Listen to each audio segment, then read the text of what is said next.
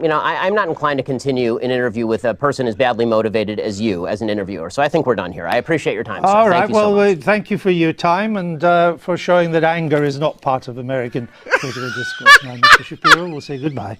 This year, Candace Owens called out Ben Shapiro on Twitter for acting unhinged on his Israel take and how they at the Daily Wire had to accommodate Ben being in his feelings for weeks. That role seemed to have ebbed, but many years before Candace Owens revealed Ben to be a whiny snowflake, a British journalist, Andrew O'Neill, was the first to expose how thin-skinned and into his feelings Ben Shapiro could be. It turned out the guy who says facts don't care about your feelings gets into his feelings whenever the facts are not in his favor. For context, Andrew O'Neill is a conservative British journalist who once interviewed Ben Shapiro on the BBC. He made the mistake of asking Ben Shapiro tough questions about his position, and that was enough to cause Ben Shapiro to unravel into a muddy pool of snowflake. The clip starts with Andrew questioning Ben on some of his policy positions, which he characterized as extreme.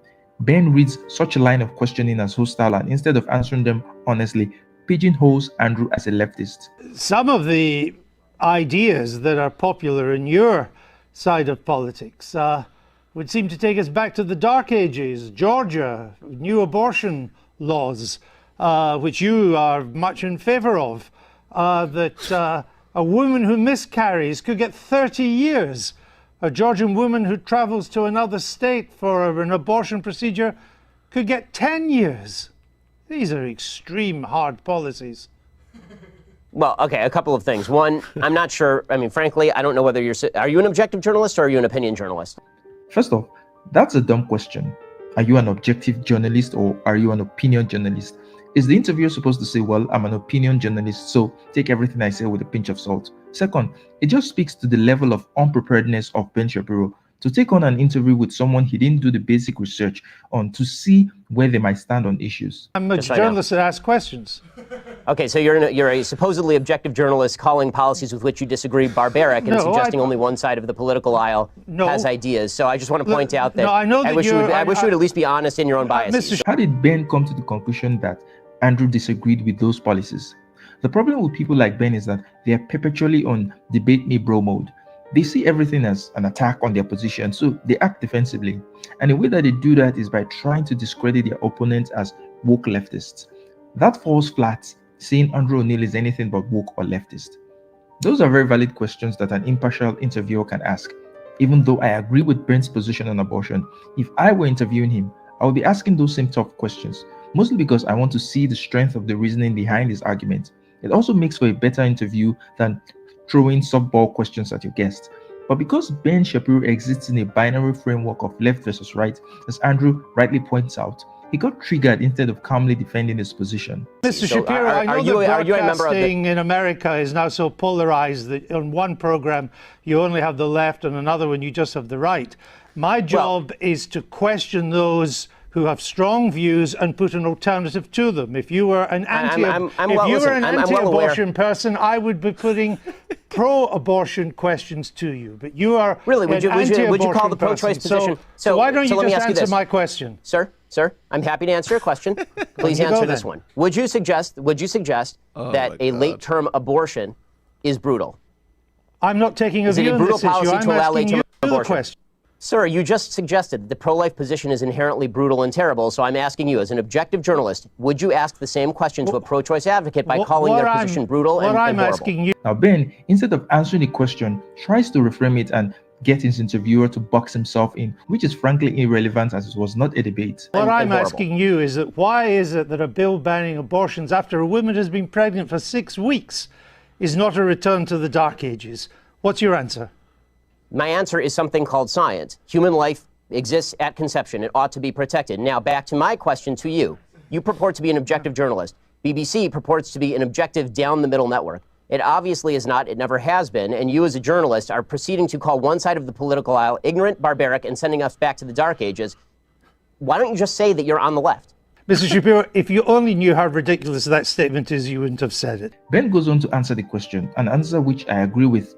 By the way, I believe human life begins at conception, thus making abortion at any stage akin to murder. But watch as Ben Shapiro immediately pivots from that important position to attacking the credibility of the BBC.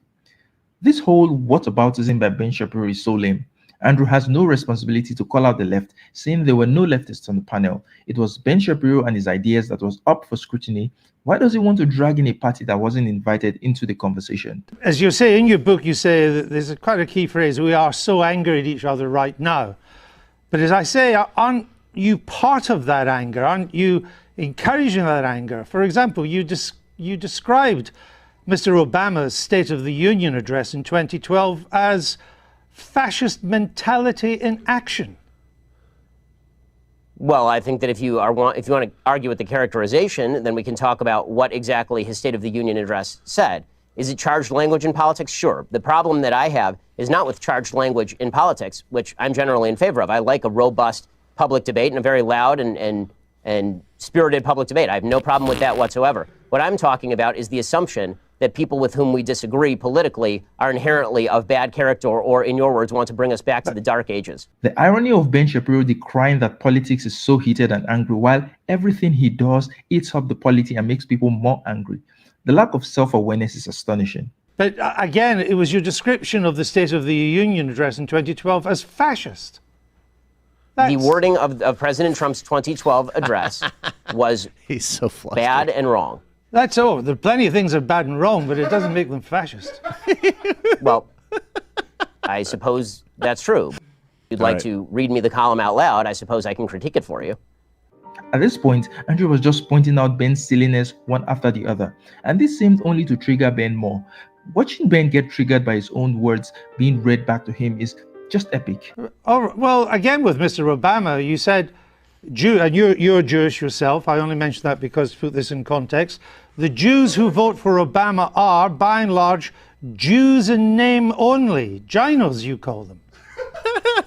My statement was based on the fact that Jews in the United States, as an ethnic group, are largely irreligious, which is true by every single poll. Jews are the most irreligious group in the United States. As an Orthodox Jew who actually takes Judaism seriously, the point that I am making is that most Jews who are ethnically Jewish are not religiously Jewish in any context. No.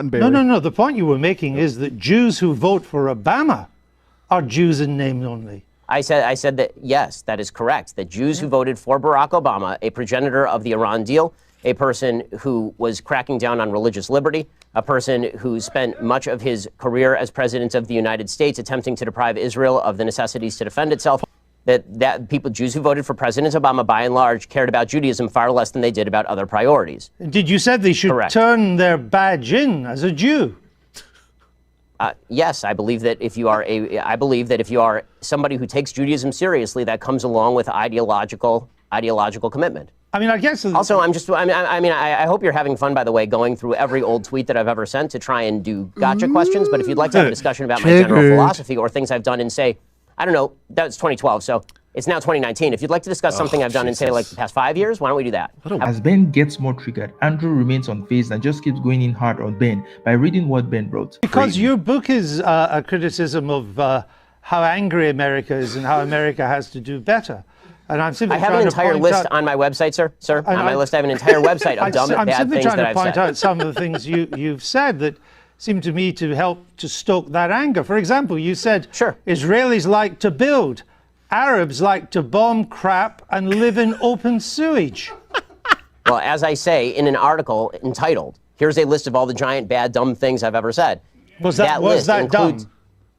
Well, yes, that's a dumb tweet. And not only, but it is also important to mention that the next few tweets clarify that tweet is specifically referring to the Hamas leadership, which, by the way, a BBC I've seen is relatively reticent to condemn. No, actually, it wasn't what you went on to do and say.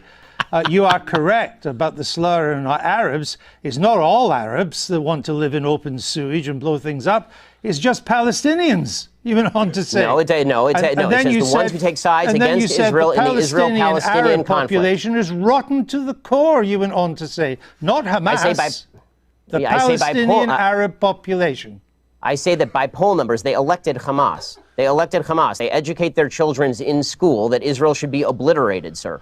I guess if you want to read, honestly, this is a giant waste of time in the sense that the entire interview is designed for you to shout slogans or old things that I've said at me. I don't see how this forwards. Shout slogans?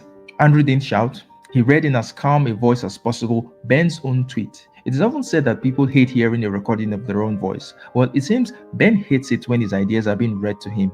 Maybe because his ideas are not well thought out and can easily be deconstructed. You talk about undermining the public discourse. It seems to me that simply going through and finding lone things that sound bad out of context and then hitting people with them is a way for you to make a quick buck on BBC off the fact that I'm popular and no one has ever heard of you. There are not many bucks to be made on the BBC, unlike American broadcasting, Mr. Shapiro. Ben has tried every high school debating tactics on Andrew, and it just seemed to roll right off him, and it's a free fall from here on out. The point I'm trying to make is that your words are hardly designed to produce the consensus and understanding that the book seems to want to produce. That's my point, that you write about, Judeo-Christian culture and so on, but so much of what you've said in the past would seem to turn its back on Judeo-Christian culture. You're lecturing me on Judeo-Christian culture after you call the pro-life position barbaric? I just asked you a question. All he does is evade. And I asked you a question. You failed to answer a single one of mine. Frankly, I find this whole thing a waste of time. If you want to read the book and critique the book, why don't you read and critique the book? If you want to critique me, you can think whatever you want of me. Frankly, I don't care. I don't frankly give a damn what you think of me since I've never heard of you. And I've never heard of you until I briefed myself for this. But that's not the issue. You have a new book out. Then why the hell are you interviewing me, sir? It's an interesting book. But my point is, your book claims that society... Well, it'd be nice if you would quote it from time to time. Your book is... Well, actually, I've done so several times, and I'm about to do so again, if you would let me just finish the question. Your book claims that society is turning its back on Judeo-Christian values. Yeah, what are those values? What are the values it's turning its back on? I'm not inclined to continue an interview with a person as badly motivated as you as an interviewer. So I think we're done here. I appreciate your time, sir. All right. Well, thank you for your time and for showing that anger is not part of American political discourse. Now, Mr. Shapiro, we'll say goodbye. Good Lord, that was a violation that should be illegal. Henry used Ben's words, logic, and common sense. And how did Ben react to that? He got triggered. Does this mean that Ben is allergic to common sense and logic? It sure seems so. The facts don't care about your feelings guy has shown that he runs on nothing but feelings. Now, if you're looking for something fun and exciting to read, check out my crime fiction novel, which features a debate on race and colonialism. Grab a copy and enjoy the read. The link is in the description of the video. So that's the video. If you like what we do on this channel, consider becoming a channel member or patron. However, your likes, shares, and views are just as valued.